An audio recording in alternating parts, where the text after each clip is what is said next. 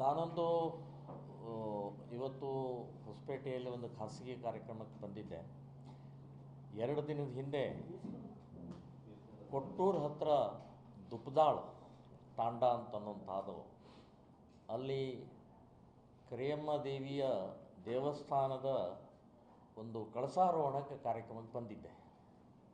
ಆ ತಾಂಡದಲ್ಲಿ ಸಂಪೂರ್ಣವಾಗಿ ಲಮಾಣಿ ಜನಾಂಗದವರು ಇದ್ದಾರೆ. ಸುಮಾರೊಂದು 7-8 ಜನ ಸ್ವಾಮೀಜಿಗಳು ಬಂದಿದ್ದರು.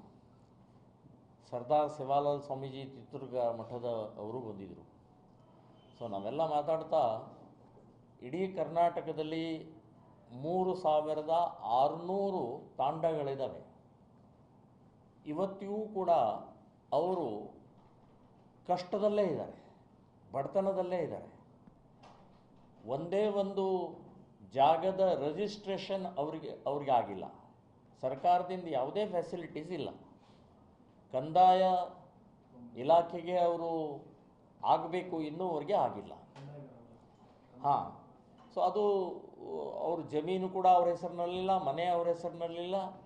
ಈ ರೀತಿ ಒಂದು ಕಷ್ಟದಲ್ಲಿರುವಂಥ ದಿನಗಳನ್ನು ದೂಡ್ತಾನೆ ಬಂದಿದ್ದಾರೆ. ಎಲ್ಲರಿಗೂ ಮನವಿ ಎಲ್ಲ ಪಕ್ಷದವರು ಕೊಟ್ಟು ಕೂಡ ಇನ್ನೂವರೆಗೆ ಅವರು ತೊಂದರೆಯಲ್ಲಿದ್ದಾರೆ.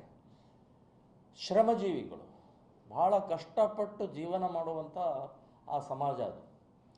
ಸೊ ಅವರು ಒಂದು ಸಲ ಗುಳೆ ಹೋದರು ಅಂದರೆ, ಈ ಕಬ್ಬು ಕಟಾವಿಗೆ ಅಥವಾ ಇನ್ಯಾವುದೋ ಕೆಲಸಕ್ಕೆ ಹೋದ್ರಂದರೆ 6 ತಿಂಗಳು 1 ವರ್ಷಗಟ್ಟಲೆ ಹೋಗ್ಬಿಡ್ತಾರೆ. ಆವಾಗ ಮಕ್ಕಳ ವಿದ್ಯಾಭ್ಯಾಸ ಸಂಪೂರ್ಣವಾಗಿ ನಿಂತು ಬಿಡುತ್ತೆ. ಸೊ ಈ ಕಡೆನೂ ಇಲ್ಲ, ಆ ಕಡೆನೂ ಇಲ್ಲ ಅಂತನ್ನುವಂಥ ಸ್ಥಿತಿಗೆ ಬರ್ತಾ ಇದೆ. ಹೀಗೆ ಅನೇಕ ಸಮಸ್ಯೆಗಳು ಅವ್ರದ್ದು ಹೇಳಿದ್ರು. ಇದರಲ್ಲಿ ಬಹಳ ಪ್ರಮುಖವಾದಂತಂದರೆ ಈ ಬಡತನದ ಮತ್ತು ಶಿಕ್ಷಣರಹಿತ ಮುಗ್ಧವಾದಂಥ ಈ ಲಮಾಣಿ ಜನರನ್ನು ಕ್ರಿಶ್ಚಿಯನ್ರು ವ್ಯವಸ್ಥಿತವಾಗಿ ದುರ್ಲಾಭವನ್ನು ತಗೊಳ್ತಾ ಇದ್ದಾರೆ. ಸೊ ಒಳಗಡೆಗೆ ಆ ಬಡತನದ ಮತ್ತು ಅಜ್ಞಾನದ ಮುಗ್ಧರ ಒಂದು ಮೋಸ ಮಾಡಿ, ಒತ್ತಾಯ ಮಾಡಿ, ಆಶೆ ತೋರಿಸಿ, ಆಮಿಷ ತೋರಿಸಿ ಅವರನ್ನು ಮತಾಂತರ ಮಾಡುವಂಥ ಪ್ರಕ್ರಿಯೆ ನಡೀತಾ ಇದೆ. 3600 ಇವತ್ತು ತಾಂಡಗಳ ಪೈಕಿ 50% ಅವರು ಒಳಗಡೆ ಪ್ರವೇಶ ಮಾಡಿಬಿಟ್ಟಿದ್ದಾರೆ. ಸೊ ಸುಮಾರು 1-1.5 ಇವತ್ತು ತಾಂಡಗಳ ಒಳಗಡೆಗೆ ಮತಾಂತರದ ಪ್ರಕ್ರಿಯೆ ನಿರಂತರವಾಗಿ ನಡೀತಾ ಇದೆ. ಮನೆಯನ್ನು ಒಡಿತಾ ಇದ್ದಾರೆ.